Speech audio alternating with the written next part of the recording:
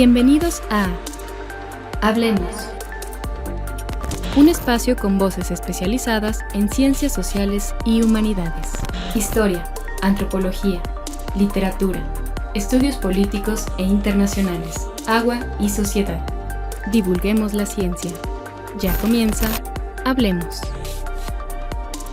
Las mujeres en la guerra pocas veces han sido visibilizadas desde una perspectiva que les haga justicia al papel que en realidad han jugado. Vamos a platicar el día de hoy con una historiadora que precisamente ha dedicado gran parte de su investigación en los años recientes a hacer visible este papel de las mujeres en los conflictos familiares y sociales en donde la violencia es un factor común. Vamos a platicar con la doctora Norma Aide Macías Moya y bueno, pues quédense con nosotros en los próximos minutos. Bienvenidos, bienvenidas, comenzamos. A lo largo de la historia, la guerra ha sido vista como un asunto de hombres. ¿Pero qué papel jugaron las mujeres en los conflictos armados? Durante la Guerra de Independencia, en la Intendencia de Guadalajara, muchas mujeres no solo fueron testigos del conflicto, sino que participaron activamente en distintos roles. Algunas apoyaron la insurgencia, otras fueron acusadas de traición y muchas más se vieron atrapadas en medio del fuego cruzado, enfrentando desplazamientos, violencia y persecución. ¿Cómo se les juzgaba? ¿Qué significaba para ellas ser parte de un conflicto que redefiniría el futuro del país? Te invitamos a conocer más en la tesis Mujeres en el contexto de la guerra insurgente en la Intendencia de Guadalajara. Una investigación que recupera los testimonios de aquellas que suplicaban justicia, denunciaban actos de infidencia o eran acusadas de rebelión. A través de documentos históricos, esta obra da voz a las mujeres en tiempos de guerra, revelando un aspecto poco explorado de nuestra historia. Consulta esta y otras tesis de historia en nuestro repositorio institucional.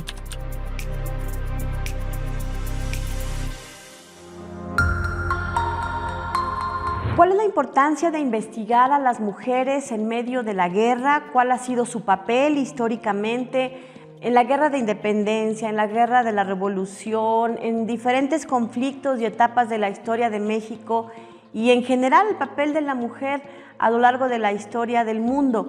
Es lamentable que no siempre se le haya dado la importancia que ha tenido en este tipo de conflictos.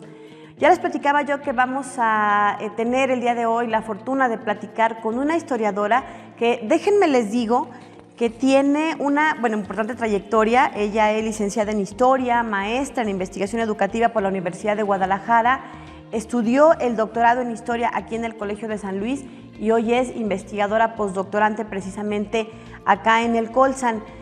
Sus intereses de investigación están vinculados o enfocados en entender y dimensionar las distintas representaciones, vivencias y acciones de las mujeres, y déjenme lo leo tal cual para no meter la pata, vivencias y acciones de las mujeres en momentos donde la violencia contra las mujeres desde la historia social y de género se recrudecieron. Así que bueno, ¿qué significa esto en términos prácticos? Ya nos platicará nuestra invitada.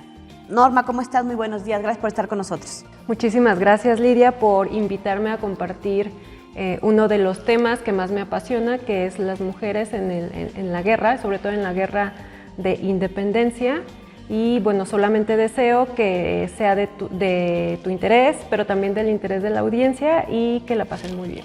Del interés de la audiencia seguro va a ser. Haga de cuenta que vamos a entrarnos así como de chismecitos de qué ocurría con las mujeres, porque pues es un trabajo de investigación muy arduo, que tienen que consultar muchas fuentes especializadas y que no está sencillo porque hay que escarbarle más que a la historia de los hombres, porque tradicionalmente me imagino yo que la historia la han contado los hombres en su mayoría.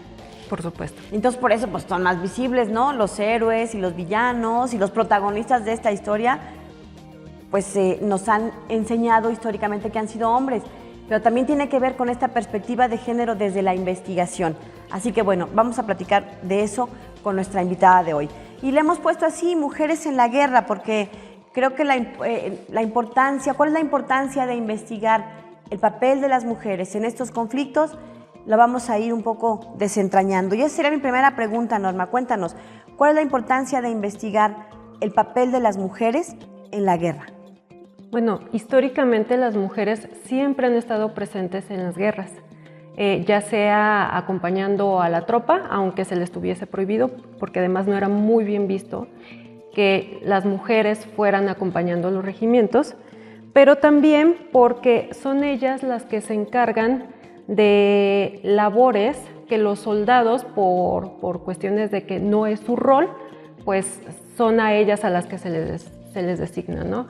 Encontramos que hay mujeres que son enfermeras, que son proveedoras y administradoras de bienes de los ejércitos, pero también están las esposas devotas, las madres patrióticas y también, pues, mencionarlo, hay guerrilleras excelentes, ¿no? Mujeres que incluso han comandado cuadrillas de rebeldes y que precisamente en los últimos 12, 15 años han estado visibilizadas ya en la historia, afortunadamente. De estas investigaciones que tú has realizado, ¿te centraste en el periodo de la Guerra de Independencia? Sí. ¿Por qué? ¿Por qué te llamó más la atención ese periodo, investigarlo? Bueno, la verdad, eso tiene como un origen en mi investigación de maestría. Yo comencé estudiando la Casa de Recogidas de Guadalajara y ahí fue buscando expedientes de mujeres que iban a esta institución. Encontré 3 expedientes, 3 vivencias de mujeres que sufrieron la guerra entre 1811 y 1813. Entonces, para mí fue un detonante ver qué era lo que pasaba con ellas en la guerra, ¿no? ¿Qué te encontraste? Cuéntanos, ¿qué es la Casa de Recogidas? Porque está en Guadalajara, ¿verdad? Sí, bueno, las casas de recogidas en sí estuvieron presentes en cualquier escala de los dominios de la monarquía hispánica. Existieron casas de recogidas en todo el mundo, en todo el mundo. Incluso aquí en San Luis Potosí existió una casa de recogida. ¿Dónde estaba? Estaba... ¿Era San Juan de Dios? No, se encontraba, si mal no recuerdo, en lo que ahorita es el Congreso, ahí por Pedro Vallejo. Sí. Ahí estaba la casa de recogidas de San Luis Potosí. Bueno, las casas de recogidas eran instituciones que de alguna manera se encargaban de albergar mujeres que eran acusadas de algún delito, ¿no? O sea, de prostitución, de amancebamiento, de concubinato, digamos las malportadas, por decirlo de alguna manera. Sí, estamos hablando del siglo XVIII. Sí, siglo XVIII, siglo XIX, ¿no? Porque sí, porque sí debía haber un espacio en donde se tenían que dividir los hombres, las mujeres, entonces los hombres iban a dar a la cárcel, las mujeres iban a dar a las casas de recogidas. Aunque en sí las casas de recogidas no solo tuvieron la función punitiva, es decir, de castigar, ¿no? También podían recibir mujeres que se encontraban desamparadas, ¿no? O sea, que se encontraban en estado de viudez y no tenían por ende quien las protegiera, en orfandad, o mujeres que habían sido violentadas por sus esposos y que iban a dar también a las casas de recogidas. Y es que entendamos un poco el contexto de la época. Era una época en donde estaba mal visto, yo no sé si hasta prohibido legalmente, que las mujeres trabajaran, que las mujeres pues se valieran económicamente por sí mismas. Estaba todo como que organizado de manera que fuera el hombre el único proveedor. Entonces, cuando se quedaban viudas, huérfanas, sin una dote para poderlas casar, pues se quedaban en el desamparo las mujeres, ¿no? Era mal visto todo esto socialmente. Sí, o sea, por ejemplo, que una mujer viuda no estuviese, quedara totalmente desamparada, pero que de alguna manera se hiciera valer por sí misma, pues no era tan bien visto, ¿no? Ahora imagínate mujeres que eran adúlteras, que eran concubinas, pues eran fuertemente señaladas, ¿no? ¿Y era una especie de cárcel estas casas de recogidas o más bien eran pues unos albergues ahí para todas estas? ¿Había alguna diferencia con no ser una cárcel? Yo... Al menos el caso que conoces de Guadalajara. El caso que conozco, pues no podríamos decir que era una cárcel como tal, pero sí un espacio de reclusión. porque no podemos solamente enfocar la mirada en la cuestión punitiva, ya que recibían otro tipo también de población femenina, ¿no? Y bueno, digamos que es como la antesala de lo que hoy podríamos considerar como centros penitenciarios, ¿no? O parecidos, son el antecedente inmediato, ¿no? Porque también a estas mujeres pues se les daba cierta instrucción propia de su época, es decir, bordado, catecismo. Como artes y oficios propios de las mujeres que en aquella época eran así considerados. Exactamente. ¿Y qué te encontraste? Decías que te llamó mucho la atención a lo que se enfrentaban estas mujeres. ¿Nos puedes contar algo así, a un rasgo que recuerdes, que te encontraste a la hora de estar haciendo esta investigación en esta casa de recogidas? Bueno, una de las cosas que más me llamó mi atención fue la forma en la que eran, sobre todo las mujeres que habían entrado a la casa de recogidas por haber sido juzgadas por un delito, eran las actividades que tenían que desempeñar al interior de la casa, ¿no? Que eran las más pesadas, ¿no? O sea, pasaban 8 horas al metate, imagínense nada más lo que es estar al metate. También había otras que les tocaba hacer la comida, no solo para las mujeres que se encontraban en la casa, sino también para los presos de la cárcel, ¿no? Entonces se les hacían tortillas, atole y demás. Eran como los trabajos más pesados. Eran los trabajos más pesados para ellas, sí. Tenían, digamos, en comparación con las que no estaban tan sancionadas, una diferente carga, entonces. Sí. Prácticamente las actividades en la casa de recogidas, todas las tenían que cumplir. No a todas se les asignaba, por ejemplo, el hecho de estar en el metate, pero las actividades sí comenzaban desde las 5 de la mañana con rezos hasta las 7, 8 de la noche, que era ya cuando se iban a dormir. Jornadas pesaditas, ¿no?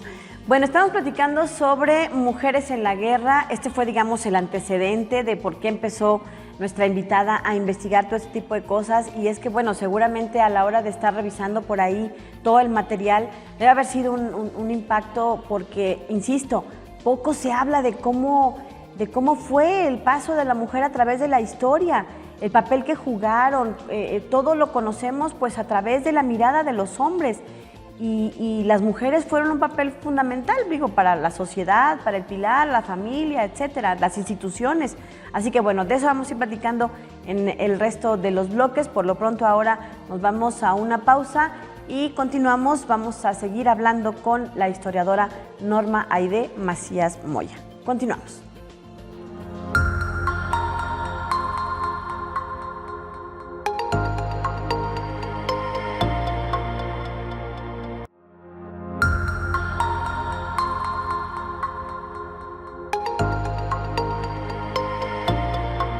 Bien, estamos de regreso y la verdad es que el papel de las mujeres en la guerra, creo que en el imaginario colectivo, lo primero que nos viene a la mente es las Adelitas en la Revolución. Pero antes poco se ha dicho, poco nos han contado. Seguramente habrá muchas historias todavía por ahí ir revelando en estas investigaciones que realizan los historiadores, y una de ellas es precisamente nuestra invitada.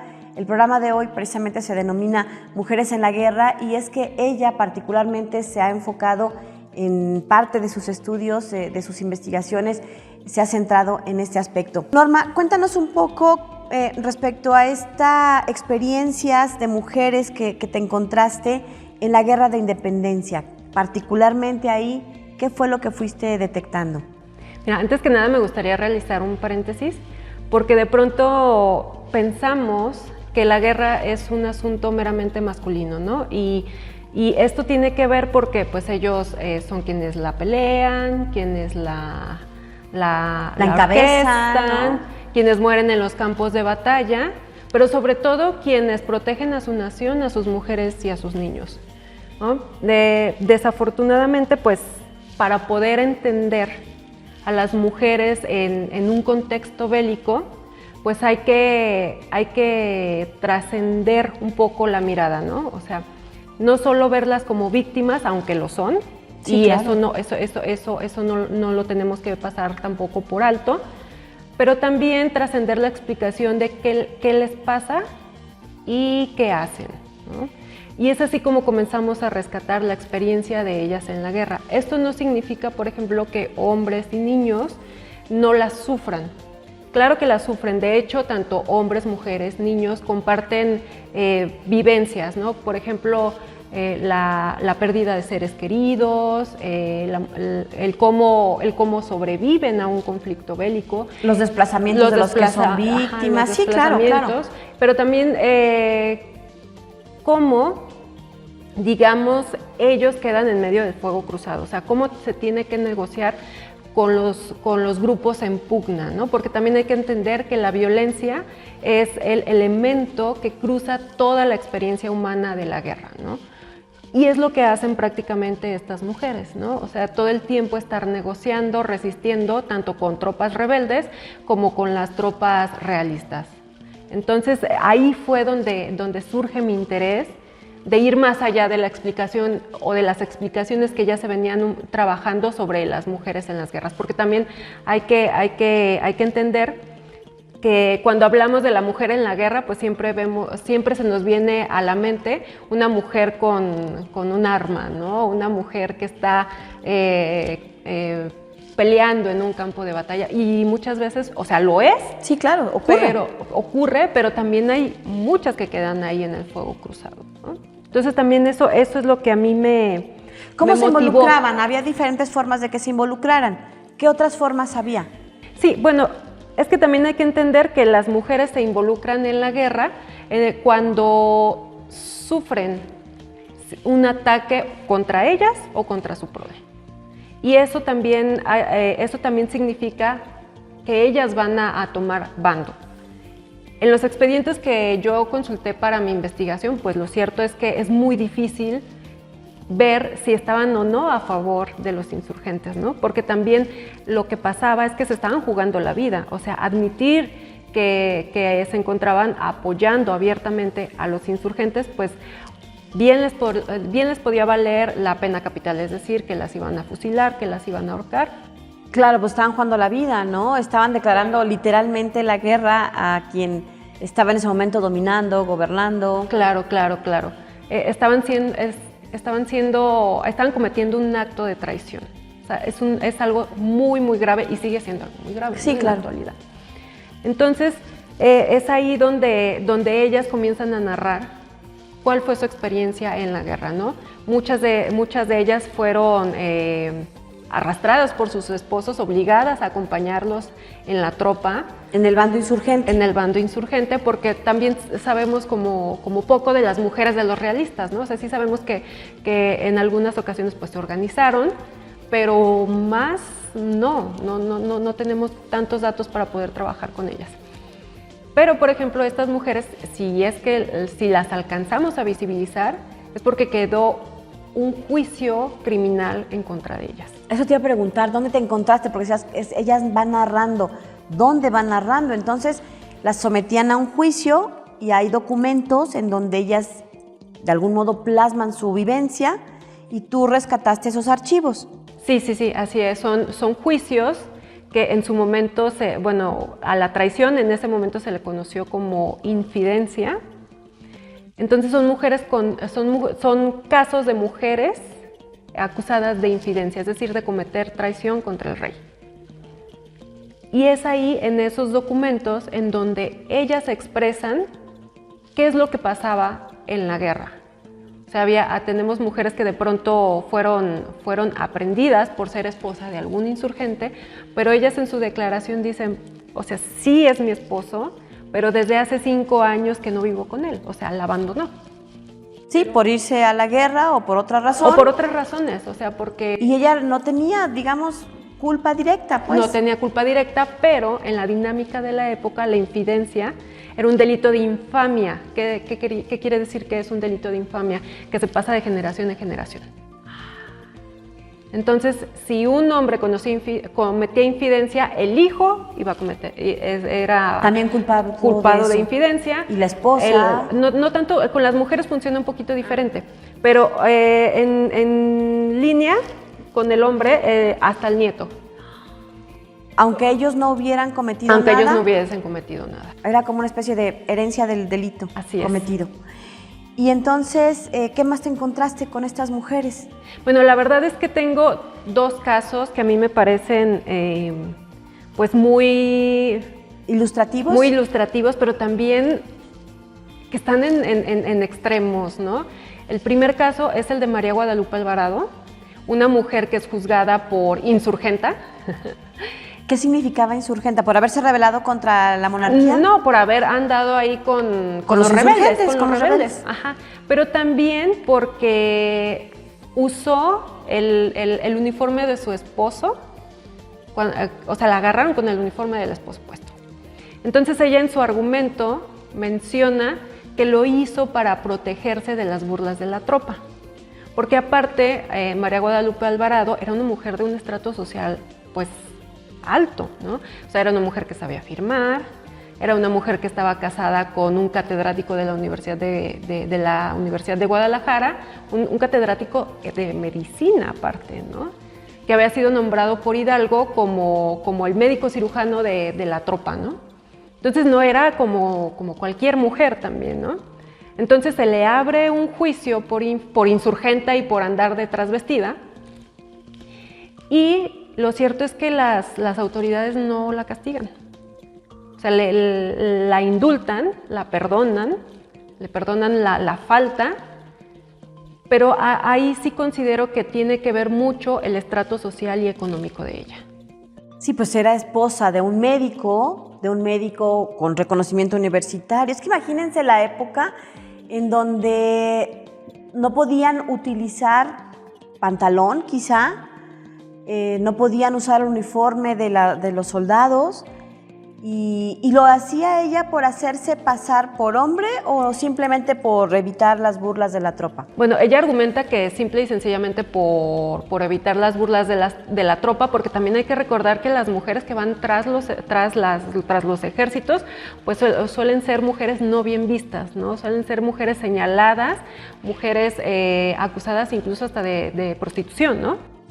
¿Encontraste más datos de María Guadalupe Alvarado? ¿Era madre? ¿Algún otro elemento ahí de su biografía que nos retrate un poco más? No, solamente que era esposa de este médico cirujano, que era española, o sea, que sabía firmar, pero, y parece ser que sí tenían, pues, bienes, ¿no? Porque a su esposo, Araujo, bueno, no recuerdo ahorita bien el nombre de él, a él sí lo castigan. O sea, él no va a dar a la cárcel, pero a él sí lo destierran y sí le quitan sus bienes, ¿no? O sea, bienes que también le pertenecían a ella, ¿no? ¿Y a ella simplemente la indultan? A ella la indultan y hasta ahí.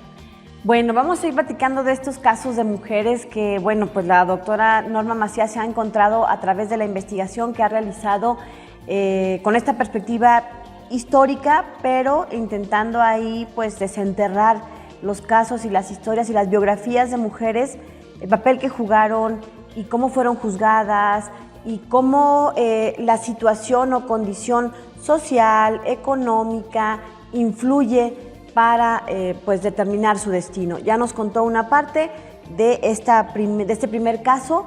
Vamos a regresar con otro caso que seguramente tendrá ahí sus diferencias y su distancia en este contexto de la Guerra de Independencia. Continuamos y bueno, pues ahora los dejamos precisamente hablando de mujeres, de las mujeres en el cine. Recién hace algunas semanas pasamos por esta entrega de los Óscares y bueno, pues el papel de las mujeres ha sido mucho más allá de ser bellas protagonistas frente a la lente. También han estado detrás de cámaras y han aportado mucho a esta industria del cine. De manera creativa, de otras formas, han aportado a este mundo que tanto nos ha fascinado a muchos, que es el cine en el mundo. Continuamos y vamos a la pausa.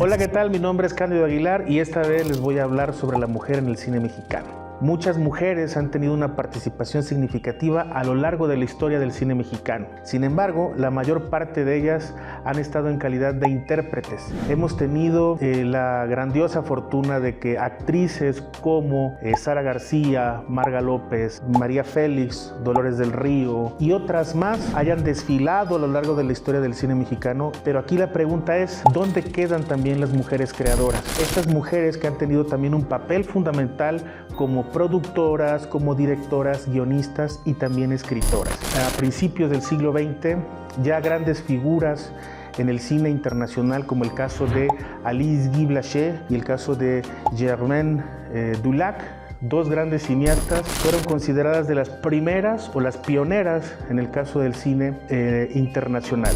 Pero también en el caso de México tenemos algunos casos muy interesantes, empezando por las hermanas Adriana y Dolores Elars, originarias de la ciudad de Veracruz y que desde el gobierno de Venustiano Carranza estuvieron dirigiendo documentales principalmente. Uno de los más grandes documentales que llegaron a dirigir es el caso de la industria petrolera. Y también así, atravesando desde la década de los 20 hasta la década de los 40, se fueron sumando también otras mujeres creadoras. Es el caso, por ejemplo, de Cándida Beltrán Rendón, originaria del estado de Yucatán y que desde la década de los 20 comenzó a producir.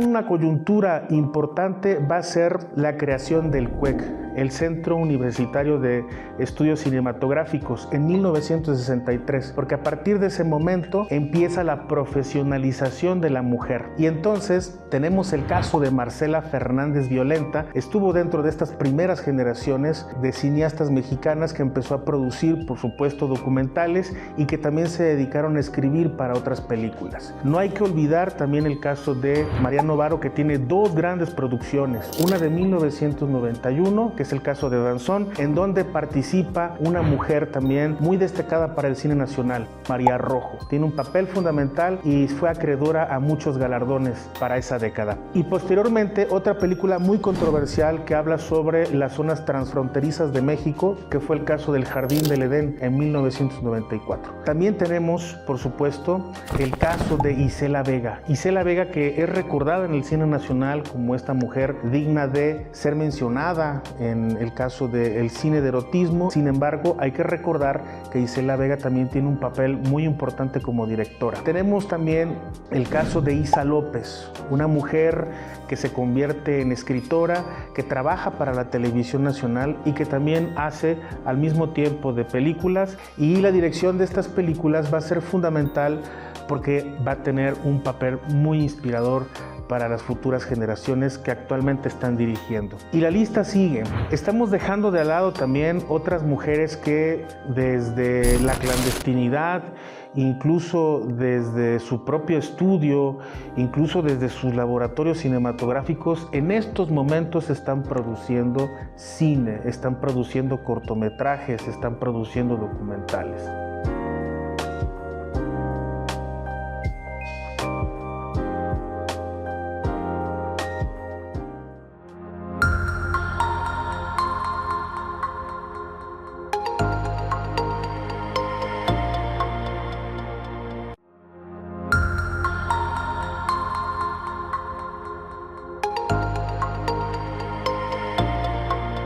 Bueno, continuamos platicando con la historiadora Norma Macías y nos está contando el papel de las mujeres en la guerra. Normalmente nos imaginamos que son mujeres que agarran el fusil y se van al frente de batalla, pero hay muchos más aspectos en los que las mujeres han participado en la guerra, cómo se les ha juzgado.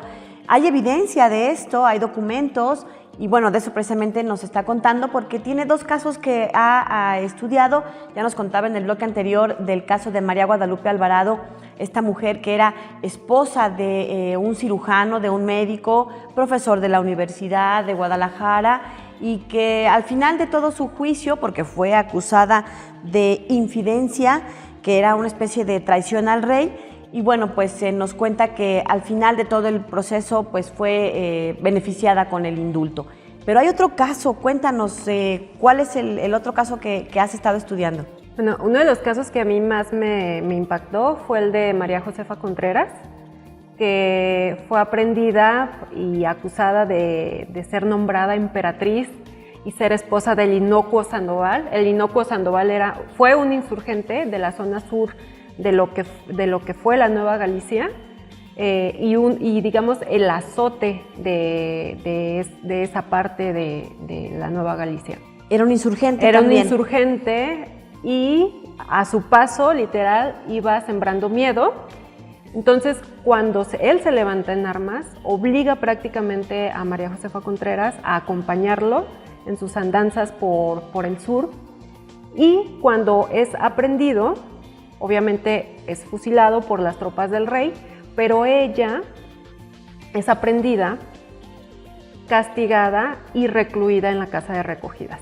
Pero pero la verdad es que el testimonio es tan rico porque a su favor atestiguan 17 testigos, en donde los 17 testigos mencionan que ella había sido víctima de su esposo, fue coaccionada por el esposo, amenazada de muerte si no lo acompañaba, y el hecho de que ella siempre estuviera intercediendo entre su esposo y las víctimas a las cuales él aprendía, siempre le valía unas golpizas tremendas, ¿no? Del esposo. Del esposo. Ajá, los 17 testigos mencionan que ella salva a 50 reos que iban a ser fusilados por parte de las tropas comandadas del esposo de Josefa, y que ella es quien los salva. Entre ellos estaba un militar, pero que los 17 testigos hayan mencionado que era fiel al rey, que había sido coaccionada por el esposo, no le valieron y fue castigada, ¿no? Y no solo fue castigada con la pena de reclusión en la casa de recogidas, sino que antes de ser trasladada a la casa de recogidas, porque es aprehendida en la zona sur, se le castiga con la pena de la vergüenza pública, ¿no? Que es uno de los castigos más espantosos. ¿Cuál era? Del antiguo régimen. ¿En qué consistía? La pena de la vergüenza pública consistía en que a la persona castigada se le subía ya sea a un burro o a una mula con un traje especial, llevaba un sombrero, en donde un pregonero iba gritando el delito que había cometido. Pero no solo quedaba ahí, sino que, por ejemplo, en el caso de las mujeres, se les descubría el pecho, o sea, es decir, iban ¿desnudas? Semidesnudas, y aparte se les iba dando de latigazos. No solo se les daba también de latigazos, sino que también se les rapaba el cabello y se les rapaban las cejas. Esto tenía que ver como esto tenía que ver como con una teatralidad que había también muy propia de esta clase de castigos por la gravedad del delito, ¿no? Entonces se le hacía ver a la población, porque aparte era sacada a la plaza pública encima del burro, como un espectáculo literal, y quienes veían cómo era castigada la persona, pues tenían que entender la gravedad del acto que había cometido. En este caso, pues la traición al rey, ¿no? Era como un escarmiento para los demás. Era un escarmiento también. para los demás, de vean lo que les va a pasar. Pero denostando a esta pobre mujer que me estoy imaginando el caso de María Josefa Contreras, pues estaba sometida por el marido, era víctima de violencia de su esposo, y a pesar de estos 17 testigos, no le valió, porque no ocupaba seguramente una posición de poder como la que sí ocupaba María Guadalupe Alvarado, que era, digamos, de otra clase social, una mujer quizá más preparada, con más relaciones de poder en otro círculo que el caso de María Josefa, que estaba pues en una clase baja, quizás sin saber leer ni escribir, y además sometida y violentada por su pareja, ¿no? Sí, también el caso de María Josefa Contreras nos habla de cómo la violencia, o sea, que comúnmente pueden sufrir las mujeres, se lleva al límite en un contexto de guerra, ¿no? O sea, no solo fue violentada por el marido, sino también por las circunstancias propias de la guerra, pero también de un sistema de justicia en el cual pues lo que importaba era castigar y dar escarmiento a la población, ¿no? Porque también hay que tomar en cuenta que cuando las armas hablan, la justicia calla.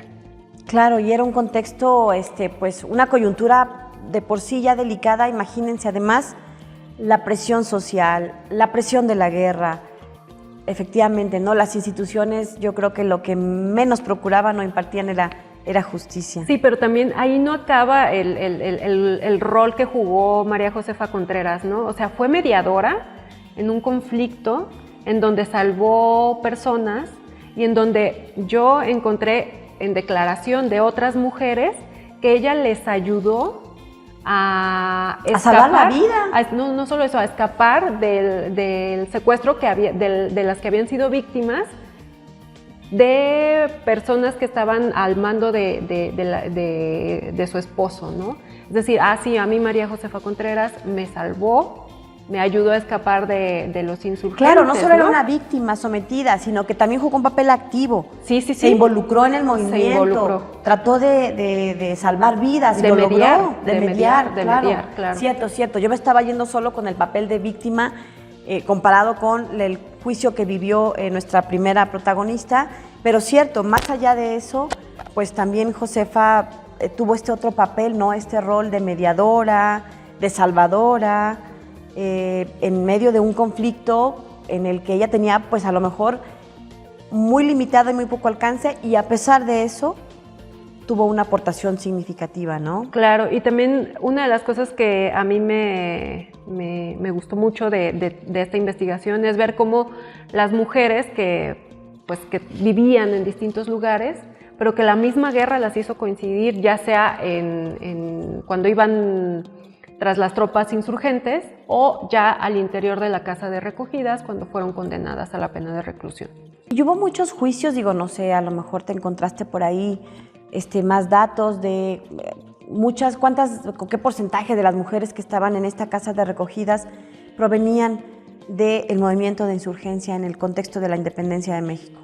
Bueno, la verdad es que también es muy difícil rastrearlas. Si mal no recuerdo, fueron un poco más de 50 casos de mujeres que fueron acusadas o señaladas de infidencia, pero también es muy importante rescatar la heterogeneidad de estas mujeres, ¿no? O sea, las diferencias que había entre ellas. Es decir, había mujeres españolas, de castas, indígenas, pero también había un número muy importante en el que no se dio registro de su origen étnico. No sabemos si fue algo deliberado por parte de las autoridades o si fue algo que ellas no supieron decir, ¿no? En su mayoría eran analfabetas, no sabían leer ni escribir. La mayoría eran analfabetas. Hubo mujeres que sí sabían firmar, pero en este contexto, o sea, el hecho de que supieras firmar no significaba que supieras leer. ¿Y quiénes las defendían? ¿Tenían un abogado de oficio? ¿Cómo era este juicio? Por ley debían de tener un abogado defensor, bueno, un abogado ¿cómo le decían? Un defensor. Como que era como el abogado de oficio de hoy, ¿no? Que te lo proporciona el mismo Estado mexicano. En aquel entonces, pues, el sistema judicial en manos de la monarquía. Claro. E incluso 7 de estas mujeres las defendió un abogado que de verdad a mí me pareció totalmente que rompía con los esquemas de la época.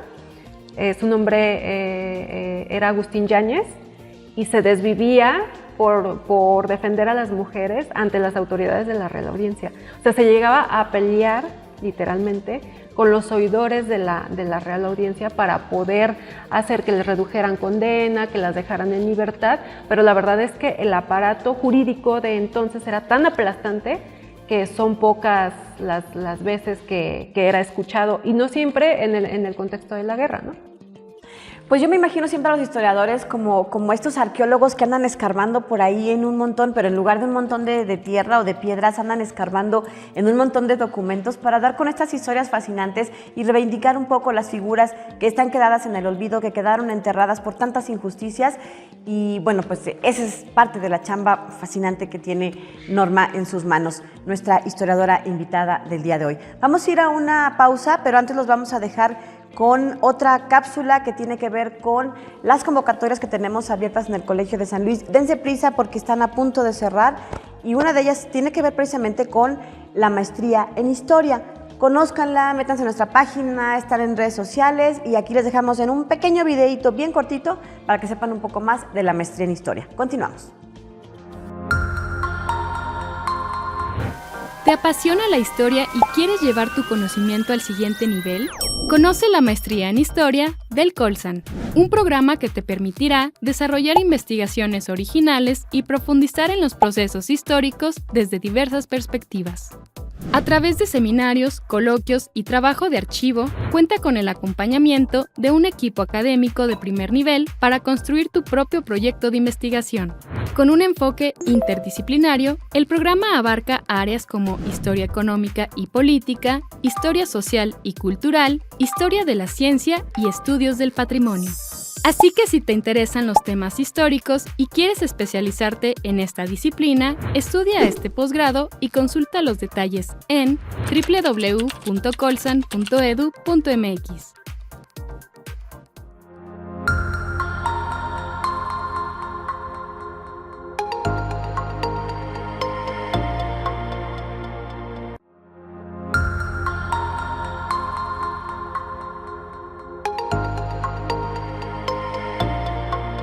Bueno, pues seguimos charlando aquí fascinadas, como que nos trasladamos en un viaje en el tiempo y estamos platicando sobre mujeres en la guerra, particularmente en la Guerra de Independencia. Ya conocimos 2 casos en donde, bueno, pues las mujeres y su pues condición social, su perfil social fue un factor que influyó en el destino que tuvieron cada una de ellas, ¿no? Vimos por un lado el caso que nos platicaba nuestra invitada de María Guadalupe Alvarado, quien tenía una posición de poder pues un poquito más privilegiada, contra la historia de María Josefa Contreras, que no solo fue víctima de la guerra y las circunstancias, sino que en primera instancia pues era víctima de violencia y sometimiento por parte de quien fuera su esposo. Pero bueno, platícanos un poco de, yo decía antes de irnos al corte, las mujeres bueno, las historiadoras y los historiadores, a mí me parece como que se echan ahí un clavado en medio a escarbar, en medio de un montón de documentos. ¿Cuáles fueron tus fuentes? ¿Cómo fuiste llegando con estos casos específicos? Mis fuentes principales pues son juicios criminales que se encuentran albergados en el archivo histórico de la Real Audiencia de la Nueva Galicia en Guadalajara. Y más que nada, pues son eso, ¿no? O sea, son expedientes criminales, son juicios contra estas mujeres que, bueno, la verdad, de pronto es muy difícil seguirles la huella.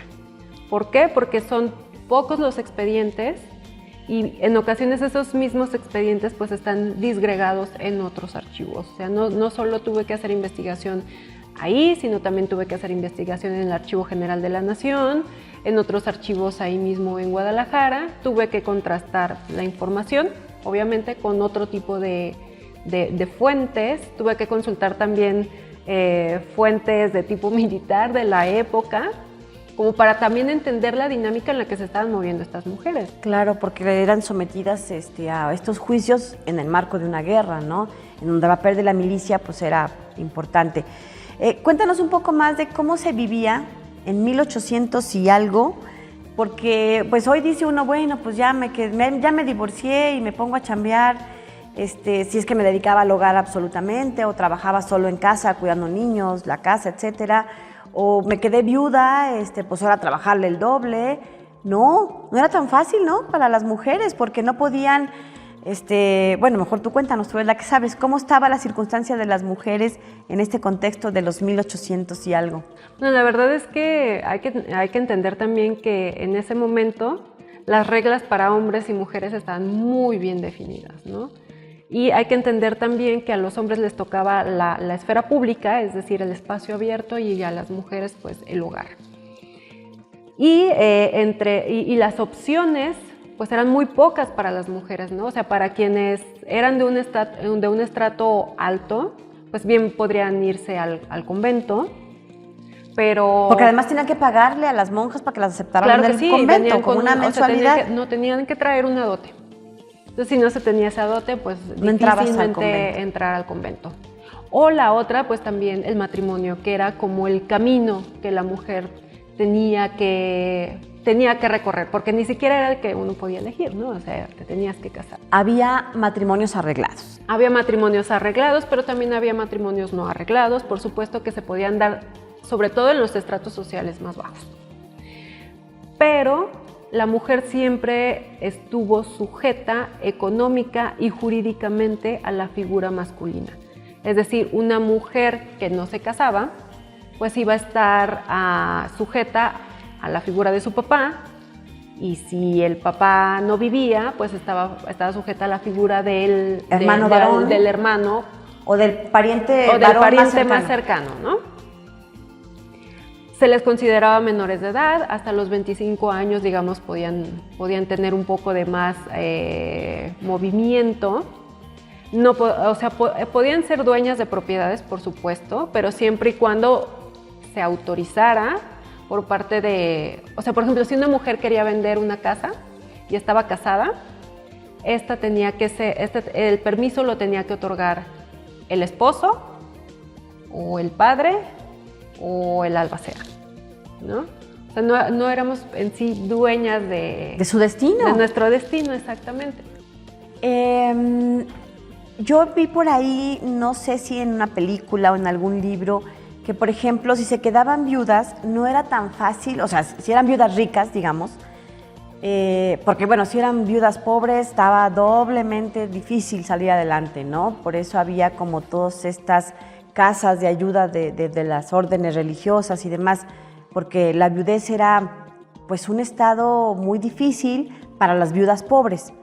Pero las viudas ricas, ¿qué pasaba? ¿Podían heredar los negocios y hacerse cargo ellas y al frente de la empresa o de la hacienda? No sé, ¿era tan menos difícil o cómo era? Sí, era menos difícil, por supuesto, porque prácticamente ellas, al ser viudas, pero sobre todo al ser mayores de 25 años, pues ya adquirían ciertos beneficios jurídicos, ¿no? Entonces eso también es importante. Ellas ya podían ser administradoras de sus propios bienes, ¿no?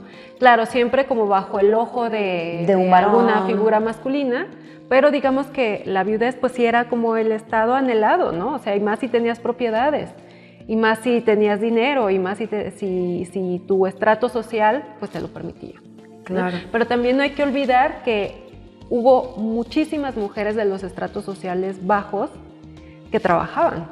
¿En cuáles eran los oficios permitidos, digamos, legalmente o bien vistos? Pues hay registro de que las mujeres se desempeñaban como molenderas. ¿Qué era molendera? De moler maíz para hacer tortillas. También eran a las que podíamos encontrar en las plazas públicas vendiendo productos de la tierra, vendiendo comida. De hecho, aquí en San Luis Potosí, a finales del siglo XVIII, se les asigna un espacio para que ellas pudieran vender sus productos, y ese espacio era la plazoleta de San Juan de Dios. Entonces ahí podemos encontrarlas vendiendo tunas, vendiendo nopales, vendiendo comida, pero también hay mujeres que vendían pulque o vendían alguna clase de destilado. ¿Pero era clandestino o era permitido? Era clandestino, no estaba permitido, pero digamos que también cómo es que ellas se encuentran en este orden social tan rígido, pues ciertos recovecos para poderse mover, pero también para poder subsistir. Y eso es muy importante. Es que aparte se quedaban solas con la crianza de los hijos, ¿no? Sí, o sea, tenían que sortear sobre todo el hecho de que aparte de las actividades que ellas realizaban, pues no estaban tan bien remuneradas como las que podían realizar los hombres, ¿no? Entonces había que trabajar mucho más. En tu trabajo, ¿qué más has encontrado? ¿De qué condiciones había, por ejemplo, para las niñas, para que fueran a la escuela, o las mujeres que no eran de una clase privilegiada, a lo mejor las clases más pobres? ¿Cómo era? No, había también estas escuelas de amiga que comienzan a surgir a mediados del siglo XVIII. ¿Escuelas de amiga? De amiga. ¿Qué significaba? ¿Cómo eran? Pues en sí, quienes encabezaban este tipo de escuelas no eran maestras propiamente, ¿no? Sino era una mujer que sabía leer, que sabía escribir, que sabía bordar, que sabía tejer, y que de alguna manera esos conocimientos básicos, esa instrucción básica, la debía recibir una mujer para poder llevar el hogar. Entonces estas escuelas de amiga pues surgen con una mujer que sabe de estos conocimientos y que los comparte. ¿Y ponía en su casa o en dónde? ¿Recibía a quiénes? Ponía su casa porque antes, o sea, no había un sistema educativo, o sea, ya los sistemas educativos son de finales del siglo XVIII, inicios del XIX, que es cuando ya comenzamos a ver escuelas como tal, pero antes no había escuela de niñas. ¿Había solo escuela de niños? Sí, había escuelas de niños, pero también, por ejemplo, los conventos o los beateríos podían absorber esta función de escuela. Pero para el caso potosino no existían los conventos de mujeres. Solo de hombres, los franciscanos, los agustinos. Y entonces, ¿hubo algún registro de escuela de amiga aquí en San Luis? Yo supongo que sí. Digo, no es un tema al cual le... Hubo en Guadalajara, me imagino, que ese sí lo tienes documentado. Pero lo que sí es cierto es que para inicios del siglo XIX ya se reporta la fundación de escuelas para niñas. O sea, alrededor de 1800, porque el siglo XVIII son 1700. Entonces ahí ni pensar, ¿verdad? No, a lo mejor sí hay. Yo estoy segura que sí hay escuelas de amiga, pero ya en el siglo XIX, en las primeras décadas, ya se habla de escuelas de niñas. Incluso en los planos de la ciudad que hay de ese momento, aparecen las escuelas, aparecen una escuela de niñas. ¿En Guadalajara o en San Luis? Aquí en San Luis. ¿Cómo funcionaban las escuelas de amigas? ¿Era una señora rica o era una señora de clase media? ¿Cobraba? ¿Cómo era? Era una señora de un estrato social alto o medio. Lo importante es que tuviera los conocimientos necesarios para poder instruir a las niñas. ¿Y se necesitaba de algún permiso de la iglesia, del juez, de la ciudad, de quién? De tener un permiso, debían de estar registradas porque también ellas recibían cierta paga por poner esta escuela de amiga. Híjole, qué fascinante mundo. Bueno, pues Norma, muchas gracias, se nos terminó el tiempo. Ojalá que nos puedas acompañar ya cuando tengas otros hallazgos de investigación, porque sé que no puedo spoilearles, pero está investigando un personaje que usted y yo conocemos porque es una famosa calle aquí en San Luis. Ya cuando tenga más datos, seguramente nos vendrá a platicar. Gracias por habernos acompañado. No, pues muchísimas gracias a ti y sobre todo a tu audiencia que nos abre las puertas de su casa para escucharnos y para permitirnos hablarles un poquito de nuestras investigaciones. Que bueno, pues precisamente para eso sirve la historia, para ir conociendo todos estos casos, vivencias, experiencias, personajes, circunstancias de otro tiempo, para aprender por qué hoy somos lo que somos y hoy por qué vivimos como vivimos y bueno, pues no repetir los errores del pasado. Imaginen ustedes las condiciones de desventaja en las que hoy vivimos las mujeres. Por ejemplo, esta brecha salarial, bueno, pues porque tenemos que luchar contra siglos y siglos de desventajas. Pero bueno, muchas gracias por habernos acompañado. Nos vemos y nos escuchamos a través de este espacio de comunicación desde el Colegio de San Luis. Y bueno, pues ya saben, en redes sociales nos estaremos comunicando. Déjenos ahí sus mensajes, sus comentarios y sus sugerencias para contenidos, entrevistas y demás. Gracias, soy Lidia Huache, pásenla bien. Hasta la próxima. El Colegio de San Luis te invita a los eventos y actividades que se llevarán a cabo durante los próximos días. No te pierdas de la siguiente sesión del seminario Saberes de Origen Textil, con el tema Hasta que la dignidad se haga costumbre. El 2 de abril a las 17 horas en modalidad virtual por las redes sociales del Colsan. Espera próximamente el conversatorio Inteligencia Artificial y Construcción del Saber, Desafíos en la Educación y las Ciencias Sociales.